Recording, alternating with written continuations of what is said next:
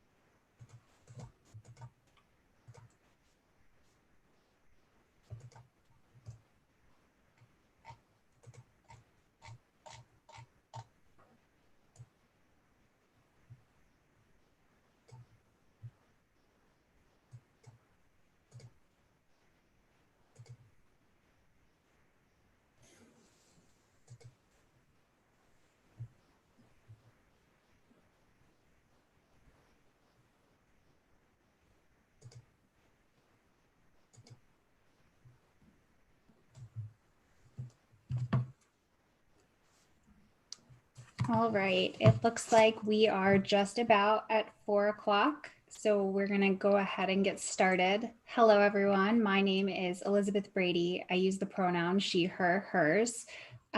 Before we begin, I want to go over a few quick notes for today. First of all, closed captioning is available. If you select the closed captioning option at the bottom of your Zoom controls, you should be able to activate it. And while we were disappointed that we are unable to be with everyone in person, we are hoping that we'll be able to increase participation and increase a sense of community, even while conducting Spectrum digitally. First, there are Q&A, question and answer options throughout each of the sessions. Feel free to submit your questions through there, and each speaker will be designating a certain amount of time to go ahead and answer those. Also use the hashtag SUNY Spectrum or tag our SUNY's Got Your Back accounts on social media posts and let us know your thoughts about attending the conference. And you can be featured on our social media wall so you can see where folks are coming from in attendance at the conference. And join our Facebook workspace group. In an effort to create an ongoing dialogue and greater sense of community, we have created a Facebook workspace group for SUNY Spectrum attendees. You can use this space to share your thoughts and engage in conversations with colleagues from across the country and Canada. And if you haven't had a chance to join the group or haven't received your invitation yet, just go ahead and email us at spectrum@suny.edu, and we'll be really happy to help you with that. So with that, I'm very pleased to hand it over to Tim Stokesbury, who is going to be formally convening today's session. Thanks, Tim. Thank you. Hello, my name is Tim Stokesbury. I joined SUNY Press as the new director in January, and I'm delighted to be able to participate in today's video conference. I use the pronouns he, him, and his. For many years now, SUNY Press has published works in the humanities and social sciences on LGBTQIA identities, activism, and the relationship of sexuality to gender, race, ethnicity, class, region, and ability. We are always looking for new projects and would invite books at the intersection of queer studies with fields such as history, politics, law, philosophy, psychoanalysis, literature, education, and religion. In support of this year's SUNY Spectrum Conference, we are offering a 30% discount on all titles in our catalog to this year's attendees and participants.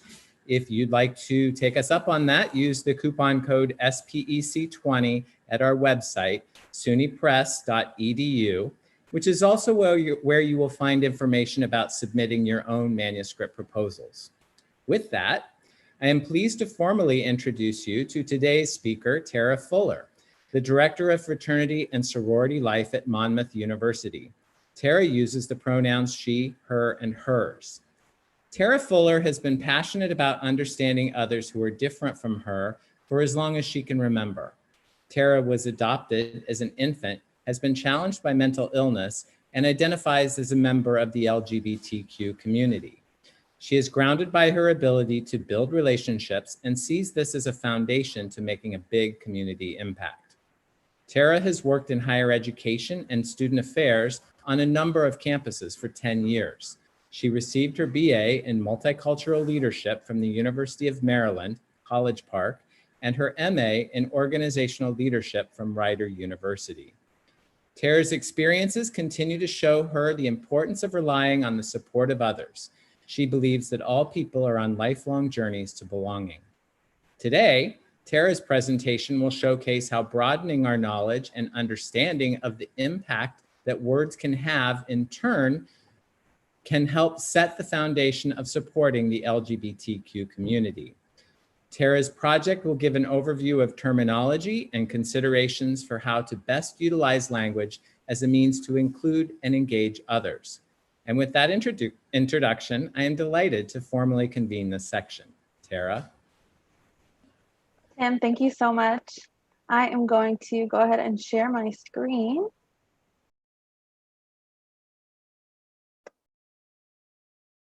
Probably one of the top things said now in 2020, I would guess. So I'm really excited to be here. As Tim said, my name is Tara Fuller, and I serve as the Director of Fraternity and Sorority Life at Monmouth University in West Long Branch, New Jersey. I'm also a speaker with Campus Speak. And today my program is called Why Language Matters in Matters of Inclusion. I have been doing this program now for almost 5 years because I really believe that some of the language that we choose to use can signal to folks whether or not they can show up as their full and authentic selves with us. I have experienced that myself when folks have used words that harmed me and I said, oh, I don't feel safe here to be my whole self in this space. And so I wanted to really think about ways that we can better educate folks to broaden their language. You'll hear me say this quite a few times today, but I like to think about it as broadening your umbrella so that more people fit underneath it. So if we can use inclusive language, trying to make sure that we do so folks can feel included. So first, I like to start with 2 centering activities. First is a land acknowledgement. This is a land acknowledgement for where I am right now in Asbury Park, New Jersey. So long before the development of what we know today as the state of New Jersey, the land I am presenting from served as a site of dwelling, meeting, and exchange amongst Indigenous peoples known as the Lenni Lenape. I would like to acknowledge that I'm a visitor on this land and honor and respect the diverse Indigenous peoples connected to this territory on which I stand today. I also would like to ask all those who are participating to center themselves by taking a brief moment and closing your eyes if you feel comfortable with wherever you are. Take a deep breath. Continue to breathe deeply. Feel the full length of your bodies from your feet through the tops of your head. Your length represents your dignity. You are worthy of respect, and in this atmosphere of collaboration, and creativity, everyone will respect each other today. Breathe deeply into your width. Feel your width from shoulder to shoulder, hip to hip, foot to foot. This represents your connection to community, and that even though we are virtual, we are still working shoulder to shoulder to do some very important work together. Breathe into your depth. Fill your bodies from front to back with your breath. Feel the space that you physically occupy. This represents your legacy, the skills and experience and all that you have learned that you will bring to this dialogue. Your legacy also represents the future that you will build here together, that we will build together, and that you will build moving forward. Lastly, feel the beating of your heart and the rhythm of your pulse, and envision your heart opening up to the forthcoming message. I ask that you bring your full awareness to the community and the work. Put everything else that might still be distracting you in a safe place until after we are finished. Breathe deeply into this intention to be fully present. Take one more big, deep breath. And then you may open your eyes. Thank you so much for doing that. I like to do that before I start all of my programs to help folks to focus and also to help myself to center. In preparing for our conversation, I have a few considerations and expectations. So coming into this, I'd love for folks to really try and be in as reflective of a space as possible, thinking about what assumptions you're making, what assumptions, did you make as you saw me on the screen? What assumptions are you making based on the way my slides are designed? What assumptions are you making, and what is your internal dialogue like as I'm going through this program? Getting curious and thinking about how you might have the ability to learn more. We'll be talking about terminology and setting a foundation around language for the LGBTQ community. You may already feel like you are well versed in this, so trying to think about where you have opportunities to learn more. Being open to feedback, meaning if there's something that I share from a language perspective that you're like, oh, I don't do that, letting that land normally with you instead of feeling yourself getting defensive, and being open to that with gratitude. And then understanding what scope you come to this session with. What lens are you thinking from? Are you thinking from a professional lens? Are you a student and thinking from that lens? Are you thinking about it as a peer or as a role model, as a leader, and trying to understand where this knowledge will help you fit in? And then in terms of intentionally participating, really trying to engage at your level of comfort. So challenging yourself to get into that learning zone. I never want to get folks into the panic zone because that's when you start to shut down. But trying to push yourself out of your comfort zone a little so that you can learn a little bit, which can be a little bit uncomfortable, and we'll talk about that much later. Everyone comes here with different levels of knowledge and understanding, including myself. Everyone in the world is an expert in their own experience. And so really trying to understand what levels of knowledge might be out there in this Zoom space that folks may be bringing to this, whether it's in their questions or in the things that I'm sharing.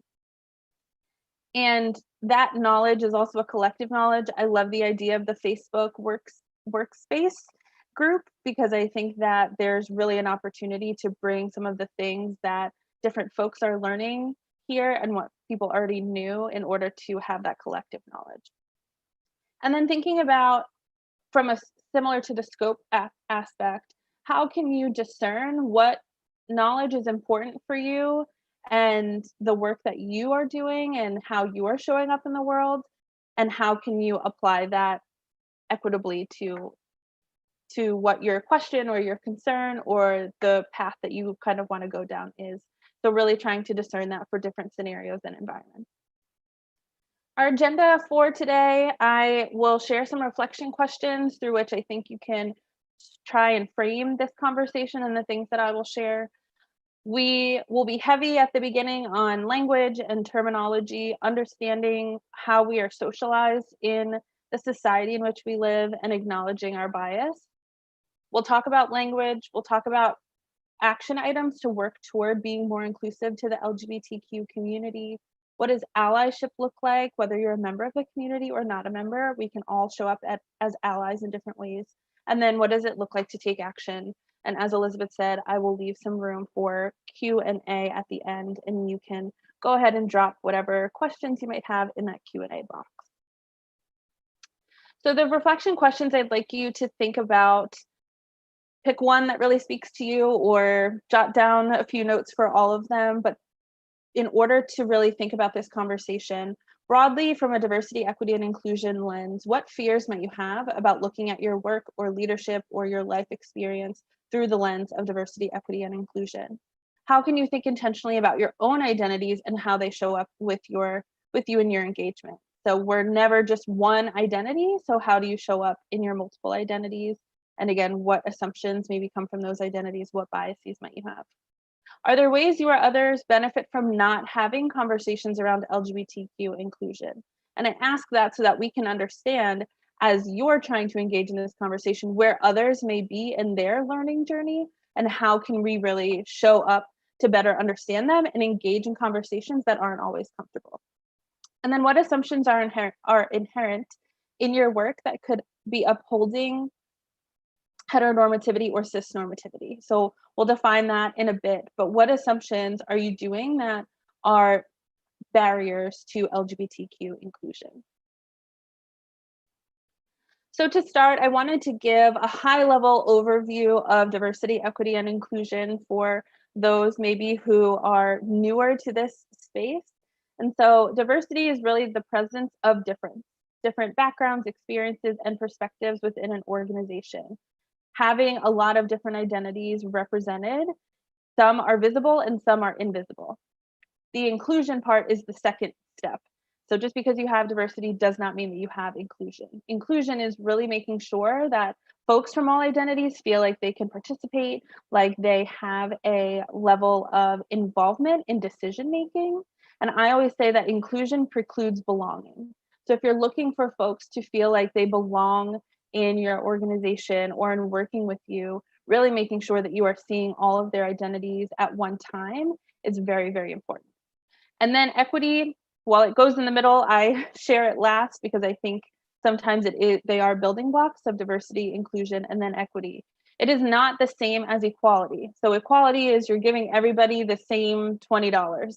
Equity means that you're giving folks resources based on what their needs are, as opposed to giving everyone the same resource. So really thinking about in the work or the leadership that you are involved in, what does it look like to have equitable experiences for the variety of identities that may show up in the space that you operate in? Some additional shared language is around identity. So this is a collective aspect of characteristics that someone is known by or that someone holds. Other folks may not know this about them. And it's important for me, for folks to understand that there are really two types of identities. So there's the social identity and the personal identity.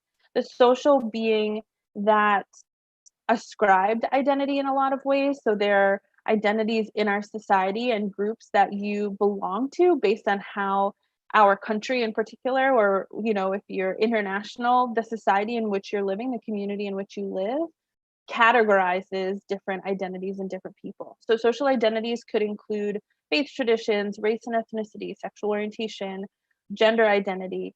Those are a variety of different social identities that folks might have. And a lot of times these are identities that we are born with. Many of them don't necessarily even evolve or change over our lifetime. Many of them also do. And again, it's important to know that people will ascribe things to people based on the identities that they hold, and that some of them are visible and some of them are invisible. And we'll talk about assumptions on the next slide and thinking about how you try to reduce your assumptions when you know someone's identity or when you assume someone's identity.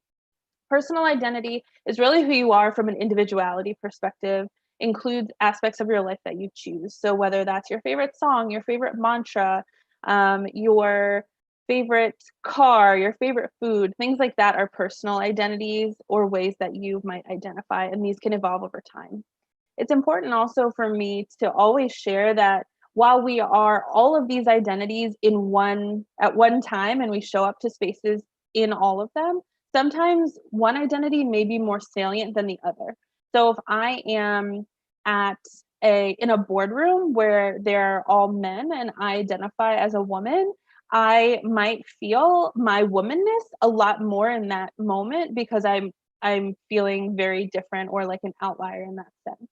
Whereas if I am with a bunch of my friends who identify in ways that are maybe as non-men, I might feel a lot more comfortable and I'm not even thinking about my gender identity. So those things depend on your life experiences, what your identities are, and where they may feel more salient to you. This is probably one of my favorite cartoons. It is a cow and he's saying meow. And for me, it's funny because the way that I've looked at assumptions is just because you see a cow doesn't mean he moves. And that is not necessarily the case. I don't work with animals, but I'm pretty sure that is not true. But for me, it's important to share that just because you know someone's gender identity or sexual orientation doesn't mean you know everything about what the ins and outs of their life is. Just because you know who someone's partner is doesn't mean that you know their sexual orientation. And so really making sure that you are checking your assumptions and thinking about the language that you're using when interacting with people. For me, there's a difference between putting your foot in your mouth and using words that are harmful to others.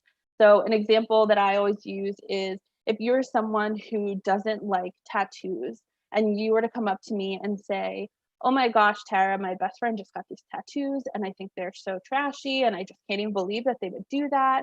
And I really just want to understand better why would they do that to themselves? Well, I have a lot of tattoos and you might not be able to see that virtually or in person, depending on what I'm wearing. I might say, oh, like, that's funny. I actually have a lot of tattoos. I might not necessarily be harmed by that. I might not feel great that you called me trashy, but that's not necessarily harming my social identity or something that I hold so dearly. And when we use language that is consistently homophobic or transphobic or something that really does not align with someone's identity, that's when we can cause a great amount of harm. So assumptions can definitely be harmful and something that we need to be mindful of.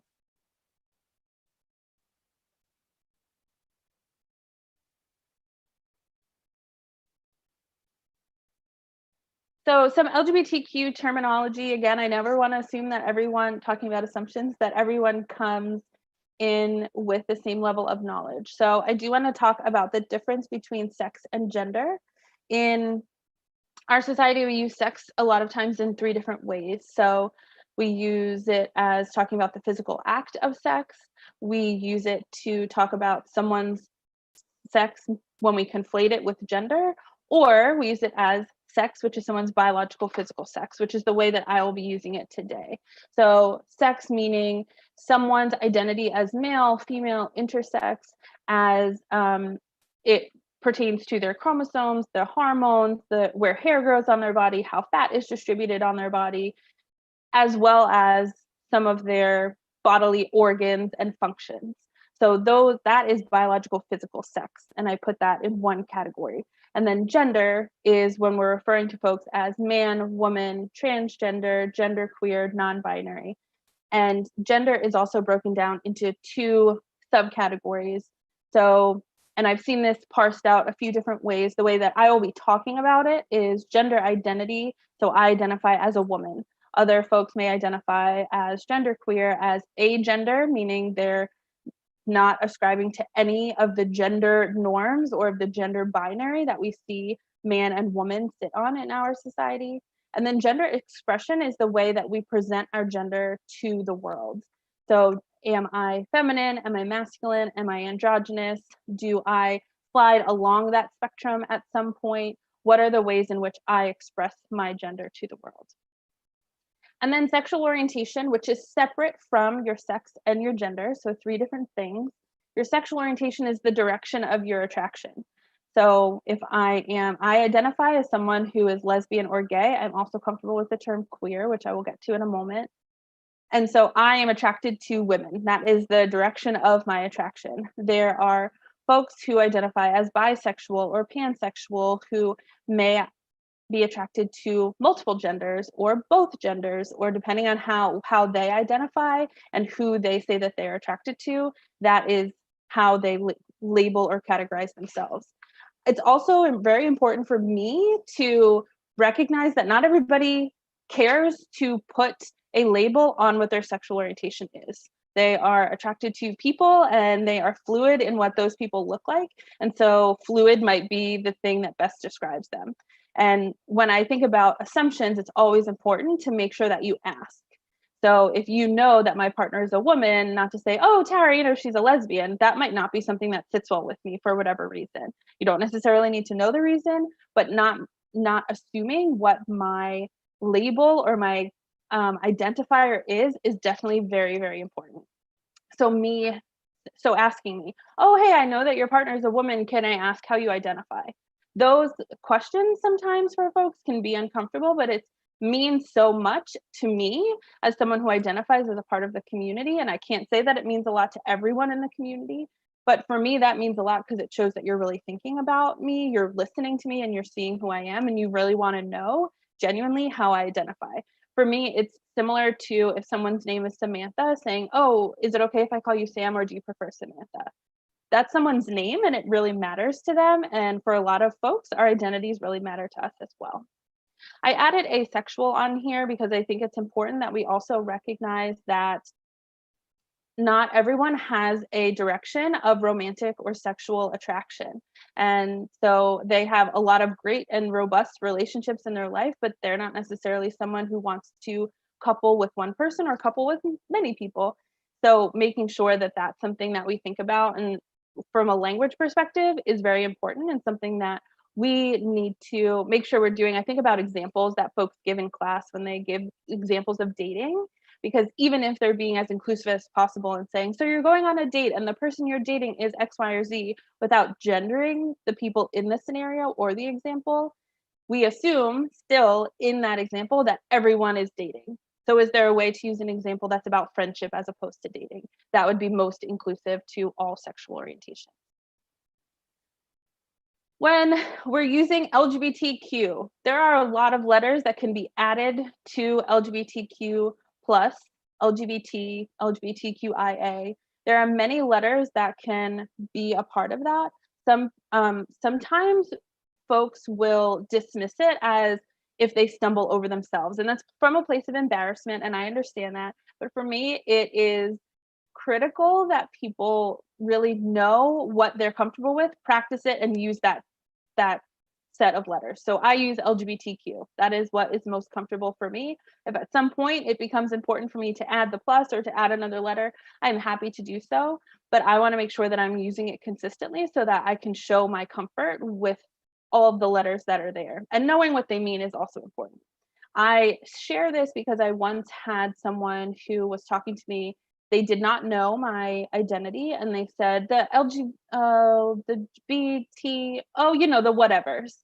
And I was like, oh, I'm a whatever. Okay, that tells me that I'm not necessarily safe to share who I am with you because you can't even take the time to learn 4 letters and say them consistently and clearly.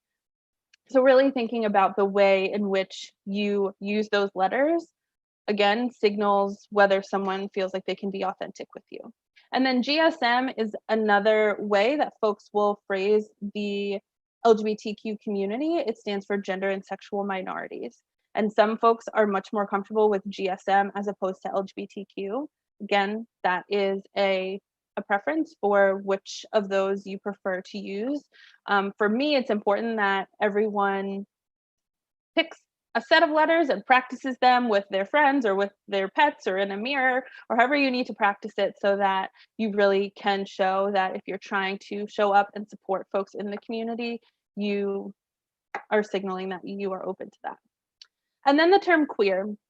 So this historically has been used as a pejorative term. It is not something that everyone wants to use, that everyone identifies as. I use the example again of if you know that someone identifies as gay and then you're talking about them to somebody else and you say, oh, well, my queer friend, that they might be very averse to that, or they may be open to it. It's important to always ask, is this a term that you are comfortable with? Is this a way that you are okay with being identified? So again, for me, when I share my identity, I always say I identify as lesbian, gay, or queer. I'm comfortable with all three. But asking is always the best way to understand if someone doesn't share that freely with you, so that you can get a better sense. I would say that generationally, a lot of times I'm seeing that younger folks are more comfortable with queer, that the LGBTQ community, the LGBTQ rights movement has really embraced the word queer, but there are definitely some people who have been bullied with the use of that word. And it's really important to make sure that you understand whether it's an ouch word, which we'll talk about, or something that folks are comfortable with. Ouch words are words that I would say, again, is up to every individual, but by and large have now become words that are like, oh yeah, you probably shouldn't say that. So homosexual is one that's on there. I share this because it really has become very politicized and used in a way that's meant to put folks down. It also was a diagnosable disorder in the DSM, which for folks who are studying counseling or who are counselors or therapists know what the DSM is. It's a manual of diagnostics for different mental illnesses and different disorders, and homosexuality was in there up until the late 1900s. So really want to make sure that you're avoiding that unless someone tells you that that's something that they're comfortable with. Transgender is not a verb. I hear a lot of folks add ed to transgender, and it is not something, it's how you would describe someone. So a transgender woman, a transgender person, transgender community, transgender people, but not to say transgendered. Also using preference and lifestyle. So this a lot of times implies a choice. So you're saying, oh, well, that's just your sexual preference. Well, that's not a preference. My sexual preferences might be like how I'd like to have sex, not necessarily who I'm attracted to. So my sexual orientation is where my attraction is oriented. It's not a lifestyle or something that I've selected. And then whatever, I gave you my example of when someone said, you know, the LGBT and whatevers, which is definitely important to consider. I also want to share about the transgender umbrella. So some folks have a really broad definition of transgender and some have a more narrow definition of transgender. I will share that trans is oftentimes considered anything which is not cisgender. And cisgender means that your identity aligns with your biological sex. So if I was born at birth where my little baby body was assigned the label of female by a doctor, and I now identify as a woman, then I'm considered cisgender. And the reason, I'm not a chemist by any means, but I did learn and found it very interesting that the reason we use trans and cis is because they relate to bonds in chemistry. So trans are bonds that are across from each other and cis are bonds that are next to each other. I'm always fearful I'm going to say that wrong. So if you are familiar with chemistry, please forgive me.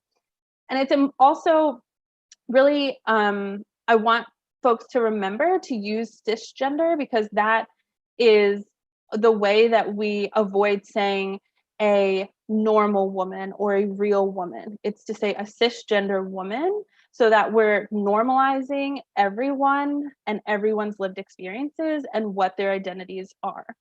And again, non-binary and genderqueer could fit under the transgender umbrella. That doesn't mean that folks would identify as trans. So if you know someone who identifies as non-binary, again, saying, hey, this is my transgender friend, they might not necessarily identify that way.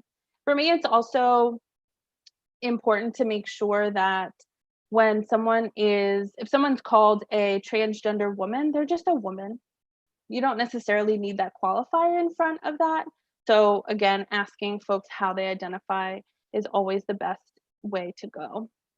And then supporting trans siblings. So I love that pronouns are something that are involved in this conference.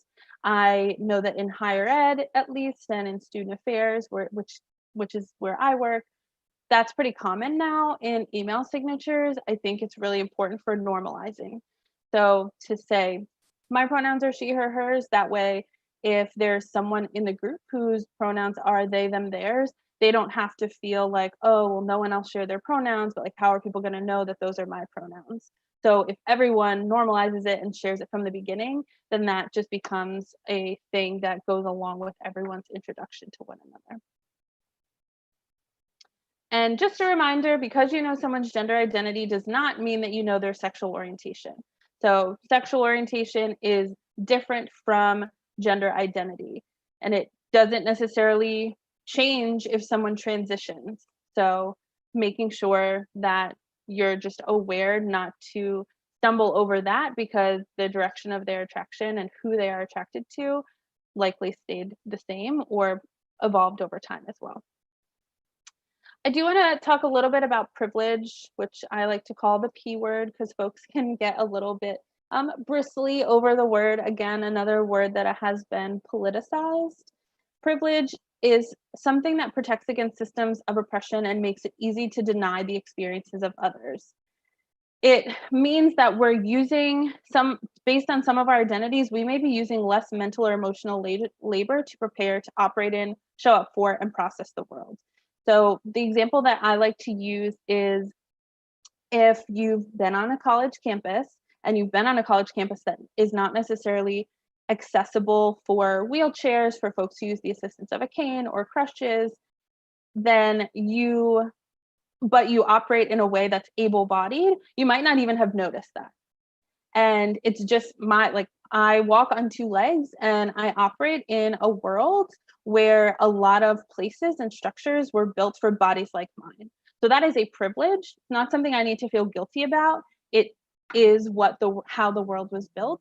But I do need to be mindful of that privilege when I'm thinking about planning an event on campus, or planning a wedding or a retirement party or a 40th birthday party, is thinking about what does the accessibility look like, and am I creating a barrier for someone to come to this event? And the privilege piece and the mental and emotional labor is when I'm thinking about, okay, well, if I have to go to class and it takes me 10 minutes to get from point A to point B, it might take someone else 20 minutes to get from point A to point B, because they have to do the mental labor of, okay, well, there's no ramp in this building, so I have to go across the quad to get to this building to then access a different building because that's where the elevator is.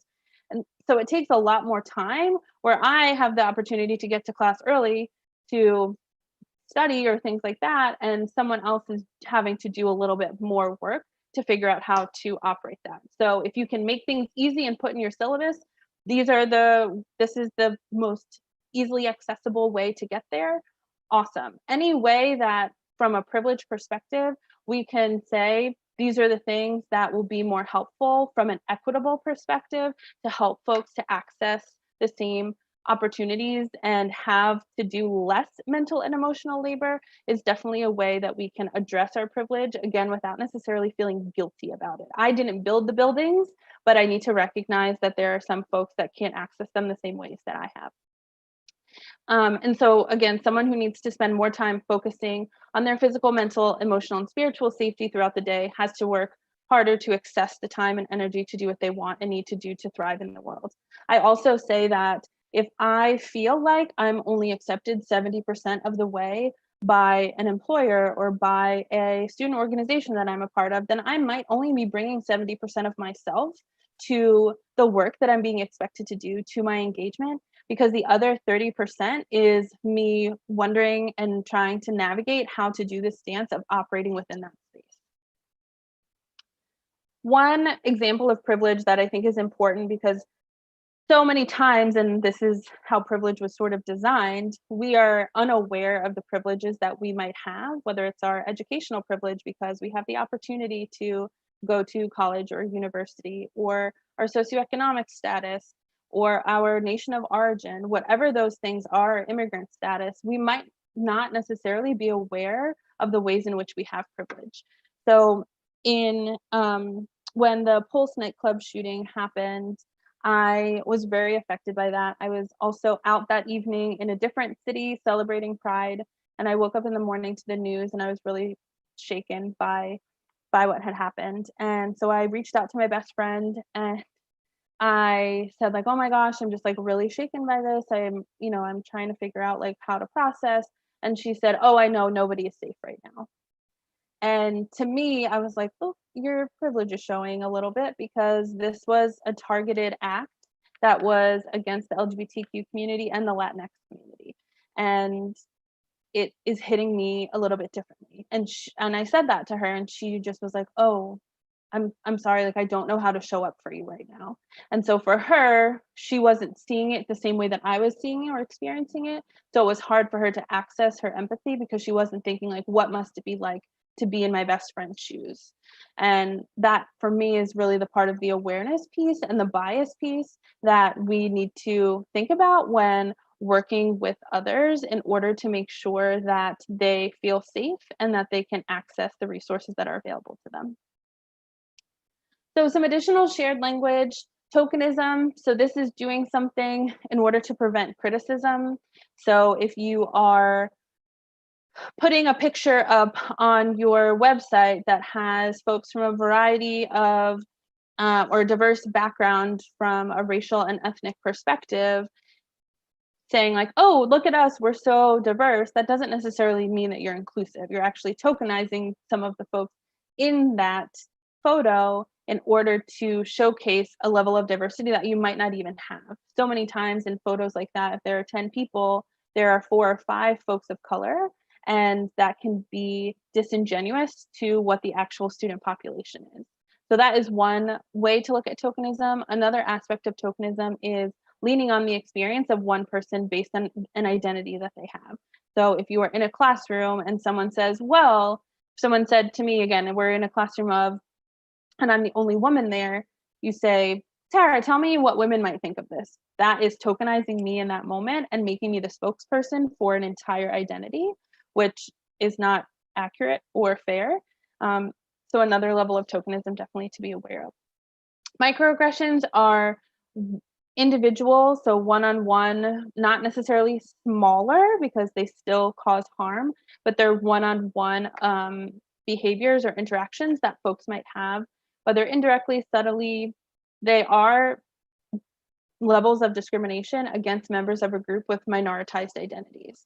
So I think about when I would go home for Thanksgiving and I would have several people ask me if I had a boyfriend, or just different experiences that you have throughout the day that are very heteronormative, that don't necessarily feel like discrimination, but if you're not someone who's out, they can certainly build up until you're just like, I'm living in such a heteronormative world that I just don't even know how to react to anybody. And they really, again, can lean on that emotional labor and the emotional pressure that folks have on them. So really thinking about what are your interactions and what words might you be using that aggress other folks that you're not even cognizant of, but they are carrying with them throughout the day. And then passing is the ability of a person to be regarded as a member of a group where they may receive certain privileges or rewards. So the example I give is that a lot of people assume that I'm straight based on my femininity. And that affords me a level of privilege. And sometimes it's hard to just be like, hey, everyone, like I'm gay, just need to know, like, so it's not something that I'm doing purposefully, but it is something that I need to be aware of in the spaces in which I operate. When I was in grad school and I was taking a class on diversity and inclusion, I had a woman in the class who said, well, anyone who passes is just being fraudulent. And I said, you are making an assumption based on the things that you think that you know about what my identity is. So it's not something that I'm necessarily doing intentionally. It could be used to cope with the stigma 1,000%. And it's also something that people need to recognize as a part of the assumptions that they make about others. And so passing is definitely something to be cognizant of as well. And then it's really important for us to think about our socialization in the world. So we are raised in ways that just ingrain a lot of heteronormativity and cisnormativity into the things that we do. So heteronormativity is relating to or based on the attitude that heterosexuality is the only normal and natural expression of sexuality. And cisnormativity is having assuming that everyone has an identity that matches their biological sex, a gender identity that matches their biological sex. So it's assuming that everyone is heterosexual and cisgender. So some things that I think of when thinking of heteronormativity is when we ask small children, like, oh, you just came home from kindergarten for the first day. Do you have a boyfriend? And you're talking to a little girl. And it's like, one, why are we having romantic relationships in kindergarten? And two, can we say, like, what friends did you make today? Or do you have a crush on anyone? As opposed to asking them things that are very gendered. Because when we start so early and when we have the socialization from such a young age, then it tells us as we start to develop our own identities, if they are counter to the things that we were asked and told, that we're not normal. And then that becomes really hard to figure out and navigate, like, oh, this is not something that that I know how to share with other people, because I was always asked if I had a boyfriend, and that's not where my attraction is. Baby clothes, we have this too. We have little boys and their onesies say lady killer. It's just subtle messages that heteronormativity is where we need to be focused and the world in which we live. Gender reveal parties from a cisnormativity perspective also feed into this, is that it's baseballs or tutus or whatever themes folks are thinking of, really just engenders men and women and girls and boys and what they're supposed to be and how that's supposed to show up in the world. So those things also just rely on cisnormativity as well. Sex education and resources, by and large, do not include queer relationships or LGBT relationships. They very much focus on heterosexual relations. Thinking about, I've been told before, if I've asked, like, why don't we have dental dams on campus to give out freely? Well, they're more expensive than condoms. Well, whether that's true or not, from an equitable perspective, we should have all of the things that people need to be sexually healthy. And then menstruation and birthing. This is something that I've thought about a lot recently when thinking about a labor and delivery floor and saying, oh, well, all the women on there. Well, not everyone who has a vagina and is giving birth might identify as a woman. Really broadening your language to make sure that folks fit under the umbrella and feel as included as possible. And I've seen on a lot of campuses where they have started putting sanitary napkins, tampons, things for menstruation in all of the restrooms or bathrooms on their campus, recognizing that just because I use a men's room or a man's bathroom doesn't mean that I don't have parts that cause me to menstruate. So really some things to think about when we're having ideas around heteronormativity and cisnormativity. And then heterosexual and cisgender privilege. I always like to make the note as well about intersectionality. So if I am in a heterosexual relationship, I might have the privilege of being able to hold my partner's hand in public. However, if I'm in a heterosexual interracial relationship, I might not necessarily always have that privilege, because depending on where I am, an interracial relationship may not be accepted. So trying to remember that these are not just like, well, everywhere you go, you have this privilege or you don't have this privilege, because it's all a matter of what intersections you have and how you are showing up. So for heterosexual and cisgender privilege, there's no coming out. You're heterosexual, so everyone just assumes that that's what you are unless you tell them otherwise. Your identity is not a plot twist. I share this a little bit with a little bit of sarcasm just from my own experience, again, because people assume so much about who I am when they see me. And so it really, you can see on their face when I say, oh, I identify as, I recently was on a virtual call with students. And I said, well, I identify as lesbian, gay, or queer. And a student was taking notes and their head popped up. And I was like, oh, I didn't realize that was such a shocking revelation. But identities, again, because someone is making an assumption about someone for so long, when you share an identity, it's not a plot twist if you're heterosexual or cisgender. You don't necessarily have limitations on self-expression. Cost of building a family and healthcare nuances. I have had to many times, and I know many of my queer friends have had to do this as well, to say to doctors, like, I don't need contraceptives because I'm not having sex in a way that's going to make a baby. So that's not something, and where I've had to say it very explicitly sometimes because folks just aren't hearing me, aren't believing me, aren't listening to me, whatever it is, there are definitely some things from a heterosexual and cisgender perspective that don't always apply because we are so heteronormative and cisnormative in a lot of our building of families and planning of weddings and healthcare practices. And your identity is not up for debate, not politicized. And again, these aren't across the board. You could be heterosexual and polyamorous, and that might be something that folks think is up for debate. But by and large, the LGBTQ community tends to be politicized and debated about largely. Acknowledging our bias. So bias is a preference or a prejudice against a person or group of people. Our biases can be explicit or implicit. I will focus on the implicit piece today. So that operates on a subconscious level. It often runs contrary to your conscious beliefs and is triggered through automatic mental associations.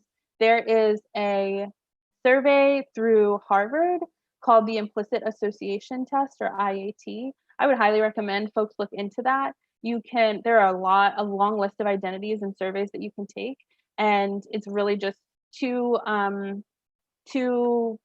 keys on the keyboard that you click back and forth, and it tells you whether you have a preference for one identity over another, for neither, or for another identity over the other. I would say it operates in a very binary way, so that is one caveat, but definitely something to consider.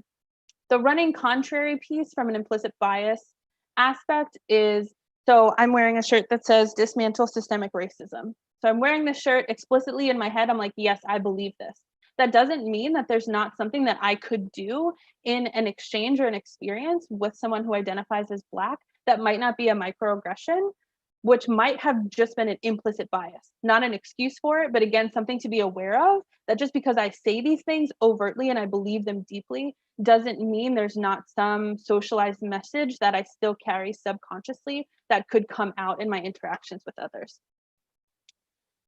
You have a bias, and then it may form into a stereotype if you oversimplify it or fix it to an entire group of people. So generalizing that to everybody. Prejudice then becomes this judgment or belief on behalf of those people, which then can turn into discrimination. So acting on behalf of your prejudices. And they can be learned, and they can also be unlearned. And I think that's the really important part for people to think about, is that while they can be learned, they can also be unlearned. And some types of bias, the two that I think are very important, the halo bias. So you think the world of this one celebrity, and then they do something and you're like, they would never do that. I think I know them because I follow them on Instagram. But that's not necessarily, people are complex. And so assuming that someone is all good all the time isn't necessarily realistic. And then confirmation bias is seeking information that confirms pre-existing beliefs. So these are, I think of stereotypes of the LGBTQ community that involve a lot of campiness or things that we've seen in the media over and over and over again, that then if you see someone who acts in that way, you're like, oh, yep, of course they're a lesbian because they have X, Y, or Z characteristic. It confirms that for you, as opposed to if someone doesn't have that characteristic, you're not necessarily challenging that bias. You're just saying, oh, that's just an exception to this rule that I have about this type of people. So as we think about moving into the personal work of inclusion, some of it can be uncomfortable. Again, depending where you are in the spectrum or your journey of learning and knowledge, it may get a little bit uncomfortable inside to think about, well, I am so stuck on the binary of gender that I can't even think about what gender queer would be. I've had folks that have had to have that conversation, or to say like they, them, theirs is a acceptable use of pronouns, and some folks use that as their pronouns. And so it's really important for you to get them right and to ask them what they are, and to apologize and not make it about you if you make a mistake. So that discomfort is definitely there as you're continuing to learn and grow. Just because I'm a member of the LGBTQ community doesn't mean that I know all the things. There are still things that I learn. There are still folks that come up to me when I have these conversations that say like, oh, actually I identify as this, and you mischaracterize what that is. And I'm like, I am so sorry, I didn't know, now I do, and I move on. not making it about myself. That's the humility piece. I've experienced people who have made mistakes and then just continue to say like, I'm so sorry that I did that. And I just didn't know. And I'm so sorry. And I'm like, it's okay. I just need you to sit with your discomfort yourself and hold on to that. So I don't have to hold the space for that and then do the emotional labor of making sure that you feel okay and comfortable. So having some humility and knowing that you don't know everything and that some folks may give you that feedback. Engaging in education. So opportunities like this, reading books, watching movies. I think consumption of media is really important from a representative standpoint. So having some diverse representations of characters in the books that you read, in the movies that you watch, in the TV that you consume. Again, it's not all going to be accurate, but it will help you to start to reframe some of that cisnormativity and heteronormativity that you may have embedded in the ways that you were socialized. And then thinking about how you reflect. How do you have this education, you have this dialogue, and how do you reflect on that so that you can create different patterns of behavior and patterns of language for yourself? I've talked a lot with folks about having book clubs around anti-racism or anti-oppression. And they're like, yeah, well, we had a book club. And I'm like, but who's facilitating the book club for you? Do you have someone there that's helping you to ask the hard questions? Or are you just sitting around saying, well, this is how I felt about this book about racism? Well, if it's 4 white people sitting there, that might not necessarily be a fruitful conversation for education and reflection to change behavior and better understand the systems in which we operate. Some considerations when building competence. 2 things I really like to point out is that well-intended does not mean well-informed. So just because you didn't mean to harm someone or to hurt their feelings doesn't mean that you didn't. And that's the intent versus impact conversation that I have with students all the time. Is if I walked over and I knocked over your drink and spilled it on your computer, I may not have meant to do that. So I could say, I'm so sorry, I did not mean to spill your drink on your computer. Well, the fact of the matter is you did, and now my keyboard's sticky, my computer's fried, I have to get a new computer. That is the impact. And that has had a much bigger impact than the intention that you originally had. And then proximity does not equate to knowledge. So just because you have a gay sister or a trans cousin or someone in your community or your close circle who identifies as bisexual or pansexual doesn't mean that you know everything about the entire community. You know a sliver of what their experience is, and you can certainly learn to gain more knowledge and understand more about how they live and operate in the world, but it doesn't mean that you're necessarily an expert on that entire community. When you're thinking about building your competence, some things to do are recognizing and affirming the experiences of others. Just because you've not been called names when holding hands with your partner walking down the street doesn't mean that other people don't experience that. So not dismissing it and saying, I don't think that that's what that person meant, but instead affirming someone like, I am so sorry that that happened to you. Tell me more about how it feels, or tell me how I can show up and support you. Listening to understand and grow. So not listening to respond. These are just common ways that you can really be an active listener. Gathering information while checking your bias. So thinking about what things are coming up for you as someone is sharing with you, or as you're meeting someone for the first time. What are ways that you can check your bias in those moments? It's important to not get defensive, to not tokenize. Definitely not reducing anything to an image or brand issue. So I think about this when talking to leaders and organizations, is not to just put out a statement and say, this isn't what we meant to do, we're really sorry if it harmed people, but to think about, well, why did this happen? And how do I work to change infrastructures and policies and language so that it doesn't happen again? And then not avoiding from a place of not knowing or seeking comfort is what it should say, or seeking comfort. So if I'm like, oh, I don't know the answer to that, so I'm just gonna back away from the conversation, to actually own and have that level of humility to say, I don't know how to show up right now. And so I'd really like to better understand what you're trying to share with me. I always say, if you can use language that includes rather than excludes, why wouldn't you?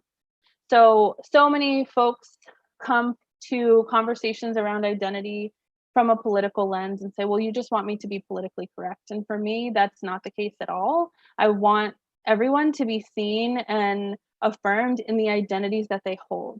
And so if we can broaden our language, then our umbrella becomes bigger and more people can fit underneath it.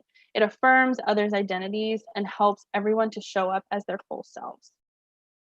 Some language alternatives that you can use from a LGBTQ perspective, and this is not an extensive list by any means, is partner or spouse. So asking someone, oh, well, what did you say your spouse's name was?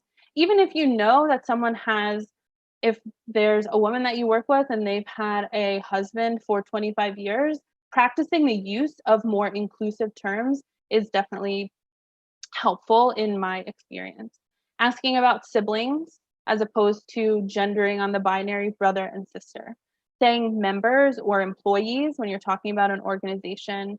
Talking about fellowship as opposed to, or friendship as opposed to like brotherhood or sisterhood, or I'm going out with my girlfriends instead of just saying I'm going out with my friends, when some of those things can be conflated with identities and terms that are used in the LGBTQ community. Talking about dates or guests, as opposed to, oh, well, bring your boyfriends. If you're talking to a group of women, is just bring your date or your guest. Or again, guest is inclusive from an asexual perspective to make sure that you're saying like, it's just a guest. It doesn't matter if there's someone that you're dating or romantic with at all. Parent or family member. I also like to think about when talking about parenting is talking about caregiving and giving honor to the folks that intergenerationally are caring for a variety of folks, and not just assuming that someone has a mom and a dad, but how do you broaden that language to be more inclusive? And then romantic relationship or love interest.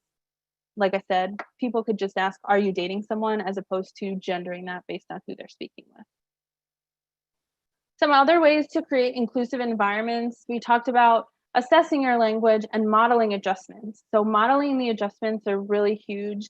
Even if it's something that you're like, oh, wow, I always ask someone about their wife or their husband as opposed to saying spouse. So I'm going to practice that. Practicing that and modeling that for your peers, for your colleagues, for people that maybe you supervise.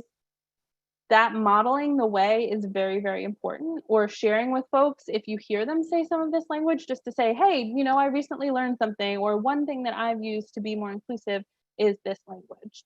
And I do that also with trying to know people's pronouns. Is if someone's saying like, oh, I met someone the other day, is saying they, not saying, oh, like, did you meet a man or a woman? We don't need to know those things.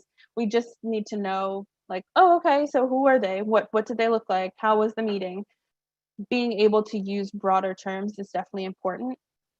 Considering what event and program planning looks like, thinking about your operations, your mission, your governing documents, are they inclusive in the language that they're using?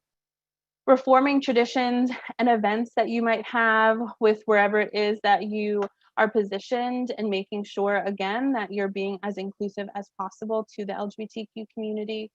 Examining your intake of members, of employees, and your onboarding of them so that you're showing that this is something that you prioritize.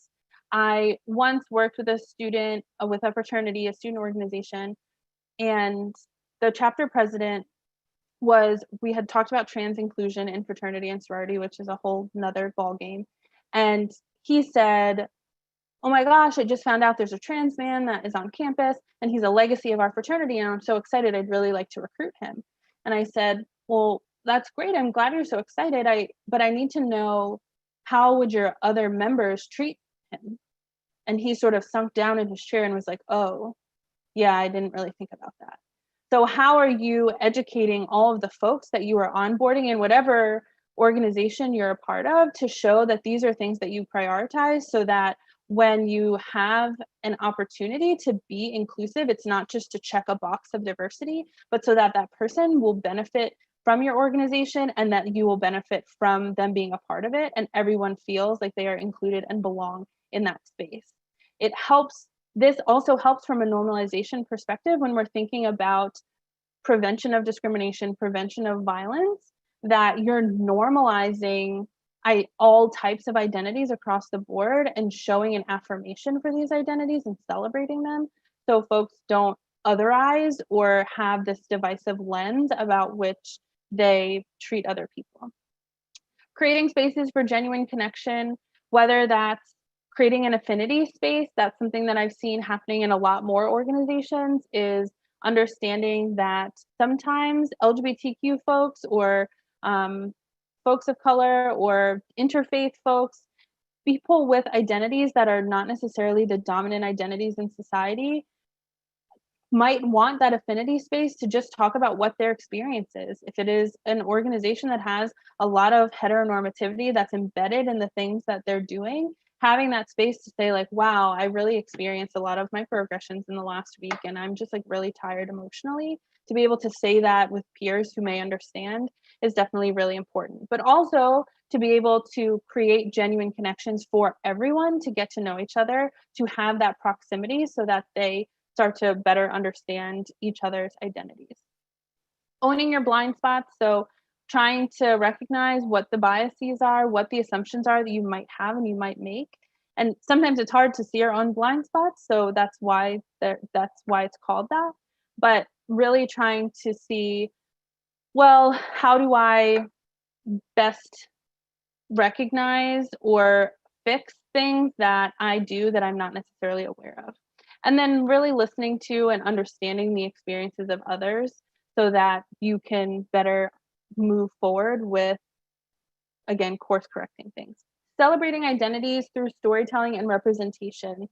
The representation piece is really important. For me, I never had that in some of the places where I operated. Again, I'll refer to sorority life. LGBTQ identities were not something that were really prevalent, at least that I knew of. And again, because these identities a lot of times are invisible identities or not something that people share, I didn't know if that was something, a place where I could be out.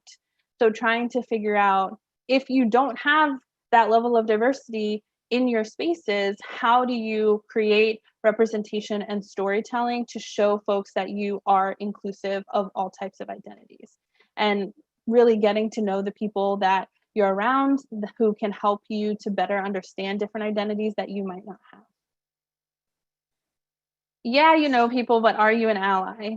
So again, like I said, just because you have one gay friend or one gay relative doesn't mean that you're necessarily an ally. And particularly in a time where a lot of these identities are very politicized, it's critical to think about how you're showing up for folks. So this is a quote that I really love.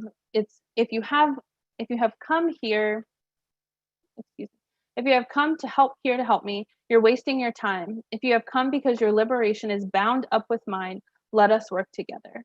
So understanding that if we are broadening our umbrella, more people fit under it, including myself. I'm still under the umbrella and I'm now inviting more people in.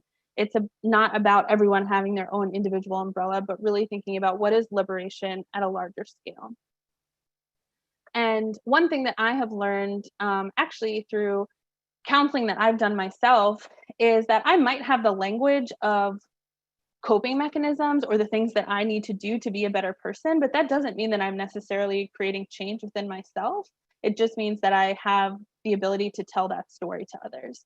So what language might you have where you're not actually doing the work to take action to become an ally or an accomplice? So these are 3 different categories of allyship. One is performative allyship or spectating. So you're knowing and you're using the language without the accountability for changing your behaviors or changing the action. It's doing some of these things. We've seen it a lot, posting on social media.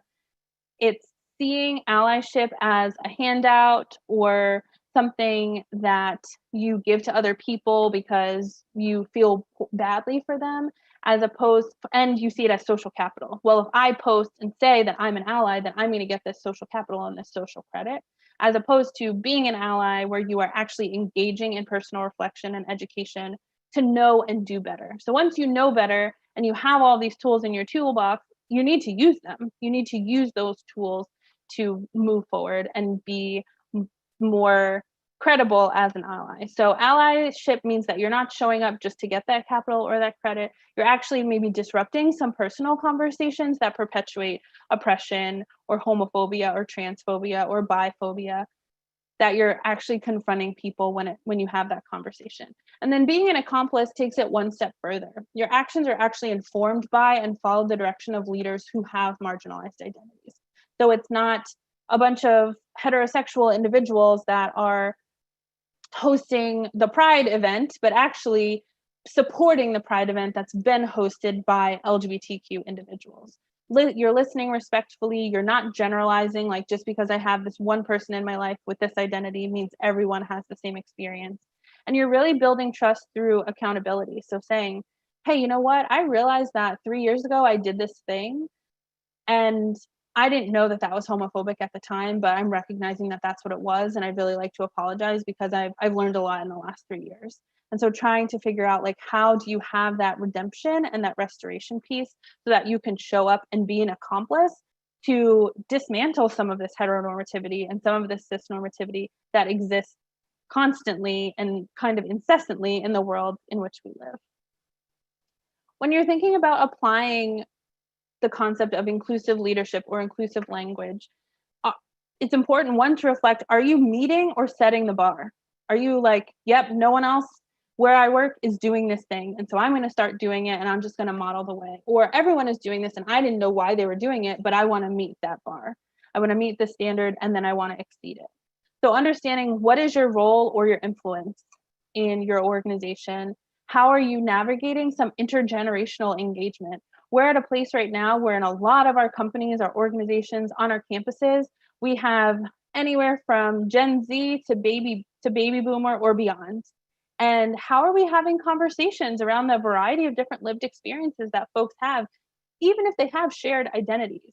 Navigating that intergenerational piece is super important when thinking about, what is my role and my influence? How do I show up here? What privilege do I have in this space? How is my voice valued over others or devalued regarding others? And how can I use that in a way where I'm at the table and helping to make certain decisions?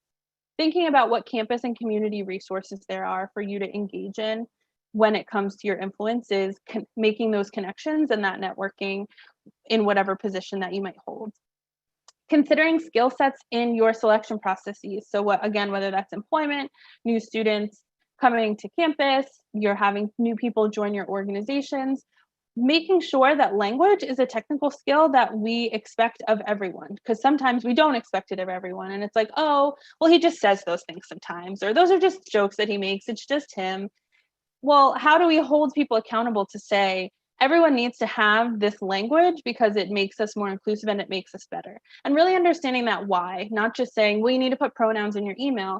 Well, telling people why we need to do that is really important from an influence perspective. This is the why behind it. And we need to make sure that everyone puts that in their toolkit, and that we're working with younger professionals or with our students to build those skill sets, so that when they go out into the world, they're like, oh yeah, we talked about this all the time. Like, LGBTQ inclusion is just second nature to me because it was so normalized in my class or on my campus or in my organization.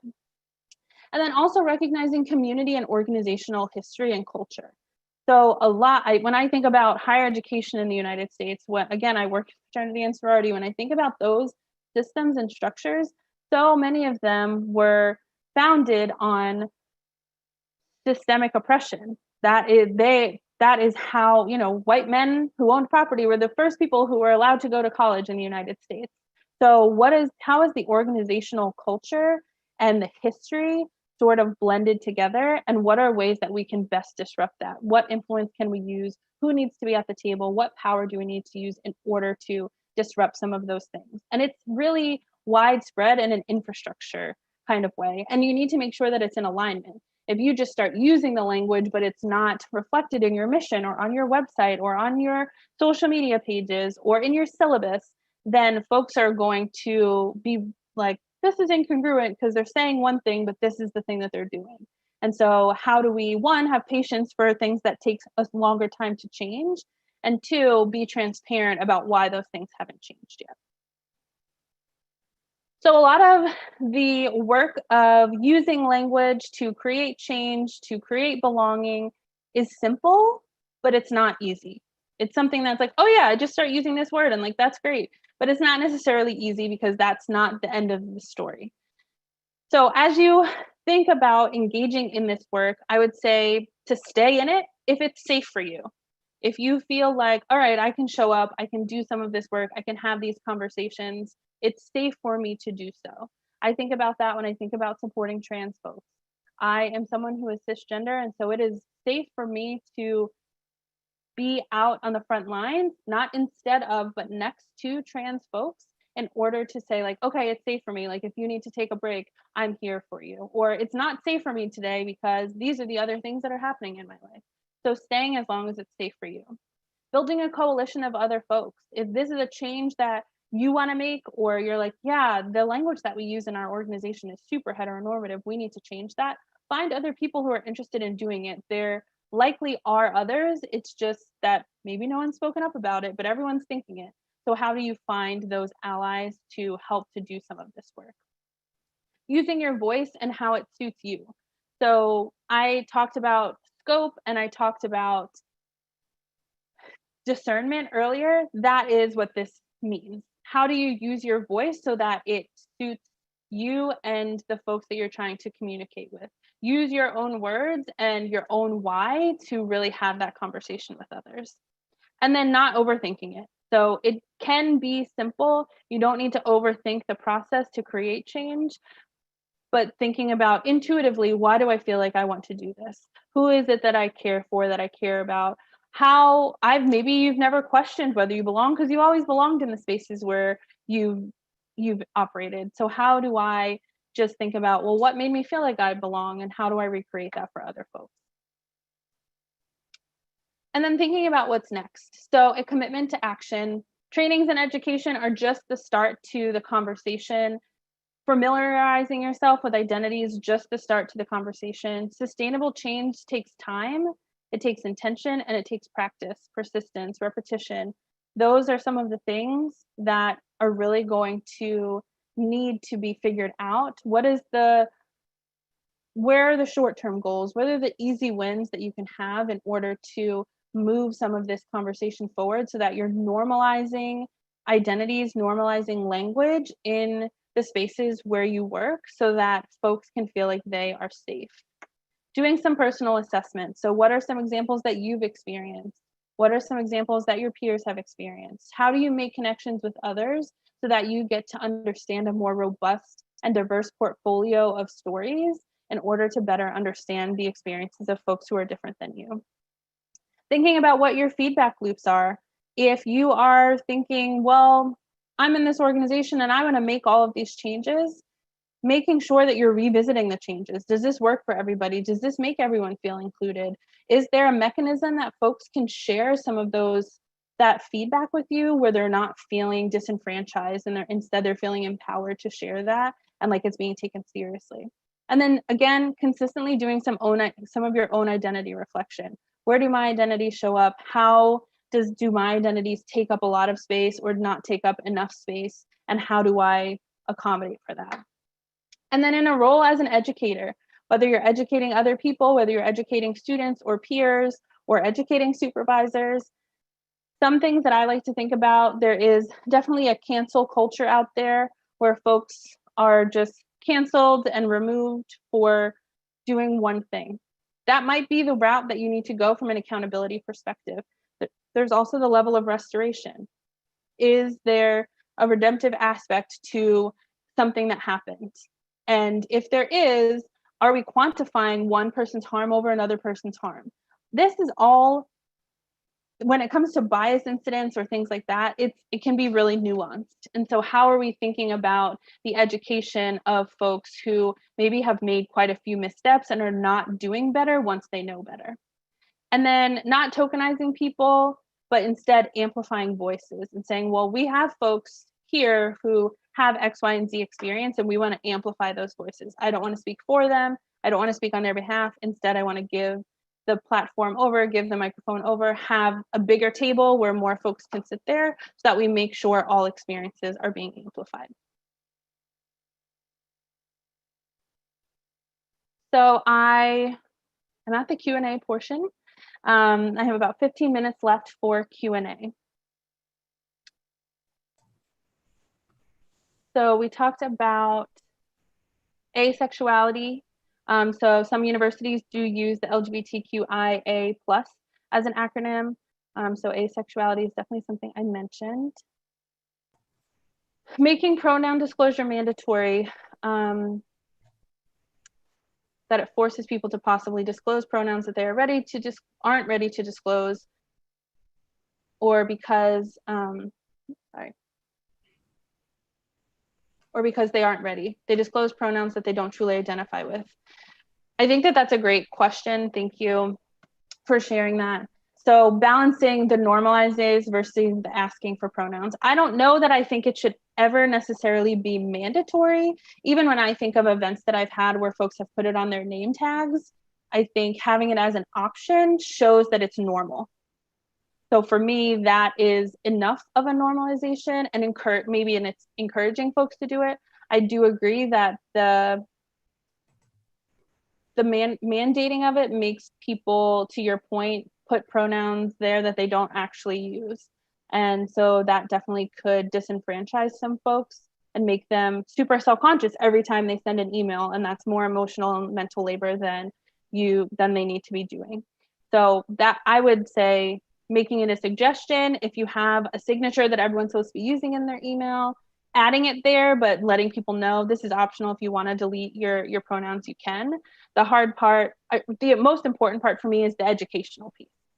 So doing the education to tell people, why are we doing it? Why is it important? And how do we have that conversation with folks? Because then there are the people who are just like, I don't understand this and I'm not putting it in there. So that's where the education really needs to target, is the why aspect.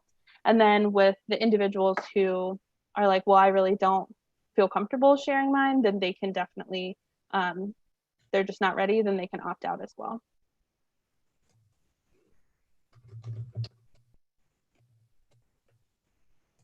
Thank you. Yes. Asking a child about a romantic or sexual relationship, not appropriate.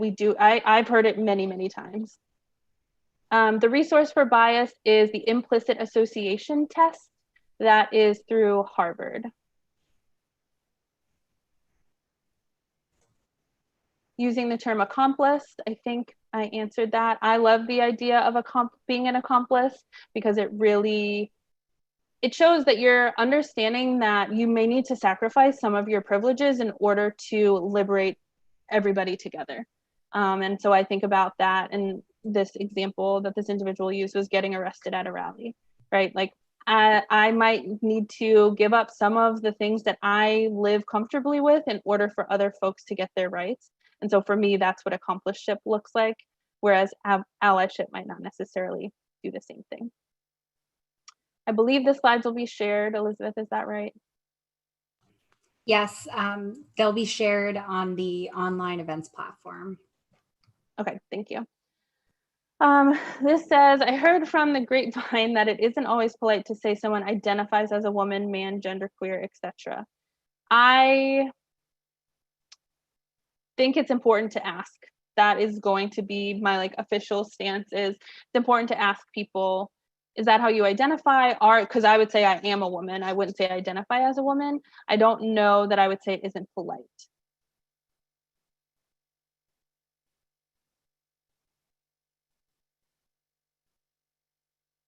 If you don't feel safe being out at work, but want to make some cultural and language change, I would say to find the accomplices, find the allies. I was not out for a very long time in my sorority, and I started slowly building relationships with folks where I was like, okay, this person feels safe. And again, I knew that they felt safe based on the language that they were using. And then I eventually slowly came out to a few people and said, I really think that we need to have this conversation more broadly, but I'm not ready. And so having them to use their voice in that way is really important. That's where I think affinity spaces are extremely important as well, especially when we're thinking about LGBTQ individuals, knowing that we have an affinity space, and maybe I'm not out, so there's a lot of confidential, strict guidelines around that affinity space to say, we don't share anybody's identity outside of these walls. If we come together, when we're allowed to do that again, we don't take photos, because we don't want, there are some people who aren't out. It's not safe to be out. Or if it's a national conference, they're from a state where if they're out, they could be fired. So really thinking about a lot of the nuances that go along with that. But I think affinity spaces is where you can have some of those conversations as well. So if your workplace doesn't necessarily have that, trying to see if that's something that they could get, and maybe it's from an ally. I don't know who this person is, but maybe it's from an ally perspective, like, oh, do we have a person affinity space for people of color? If we don't, maybe we should consider affinity spaces for folks with, historically marginalized identities.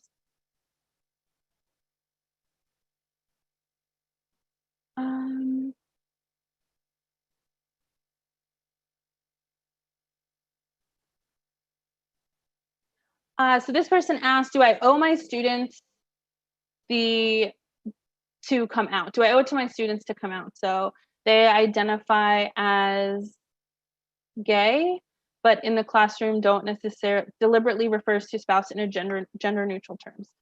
I don't think that you have any obligation to disclose unless you are comfortable doing so. So that, I think for me, I've not always shared publicly. I share in spaces like this from an educational perspective, but when I'm meeting with students, if I say, I'll just say my partner and they blah, blah, blah. If it's just not, if I'm like, oh, I think they're gonna get hung up on my identity right now, so I'm just not even gonna do that and we're just gonna go past it. I think that's okay.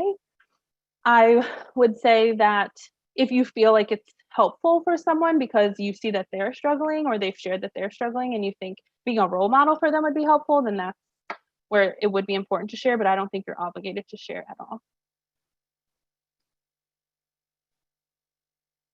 When asking about demographic information, what do you use to stay up to date on the terms to put as multiple choice options? Things definitely could change quickly. There's honestly not one resource that I've seen.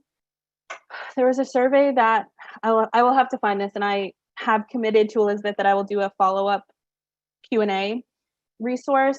There is a survey that I saw done recently where they had like 40 options for gender identity. And so I'll have to find out what that is. So stay tuned on that.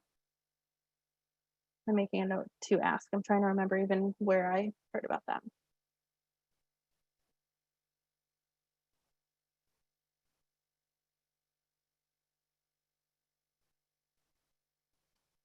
Yes, I believe that recording will be available.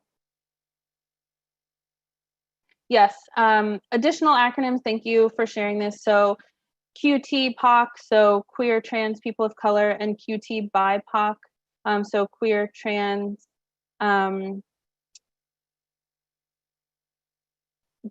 indigenous, people of color. Definitely thank you so much for bringing that up. There are lots of acronyms out there and it's important to know what they mean. Oh, the B, I'm sorry, is Black. I said biracial. Queer, trans, Black, indigenous, people of color. So if you hear BIPOC, that is also what that means. And then the QT in front of it talks about being in our LGBTQ community. Using an X in place of the KS for folks. I don't have clarifications or thoughts. For me, I think that that's a personal preference. A lot of people see that as showing your allyship, showing your solidarity with the community. For me, I could go either way on that. I still use the KS. Could I expand on picking your battles?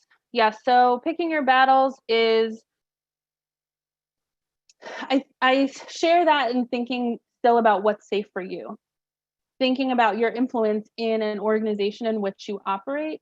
Where is it that you can have the most influence? Is it in front of everyone in a conversation where someone says, that's so gay, and you're in a meeting? That might not be the best way to do it.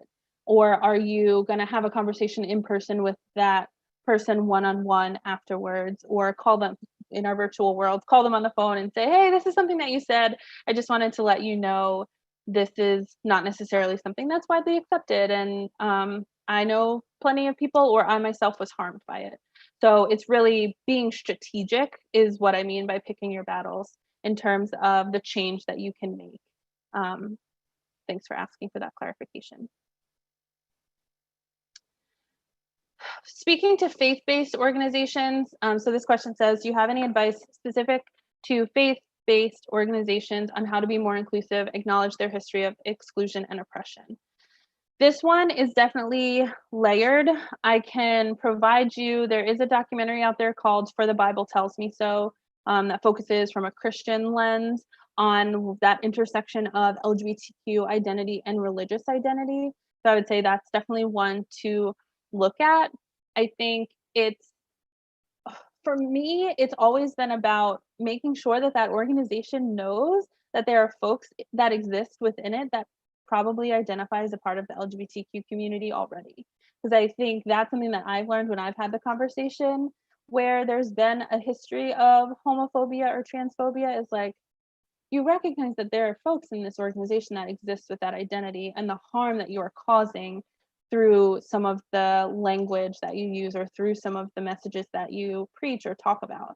And so having that conversation, I think, really opens people's eyes, because so many times there's just this, whether it's a willful ignorance or a lack of awareness about the people who already exist in their organization, is sort of where I start as like an entry point. I think the acknowledgement of history of exclusion and oppression needs to happen once they're ready to actually do the work, because you can't just say these are all the things we've done, but there's no action plan to move forward. So how are they looking at the collective of things that now have impacted them?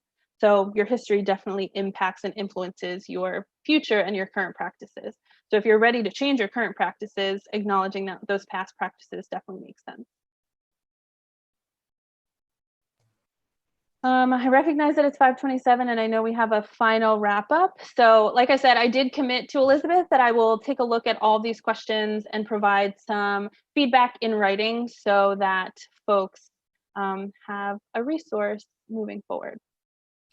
Tara, thank you so much for sharing your expertise and personal experience with everyone today. This was a really enriching presentation. I'm just very grateful to you for being a part of it. I know that I learned a lot. Hopefully folks on the call did as well.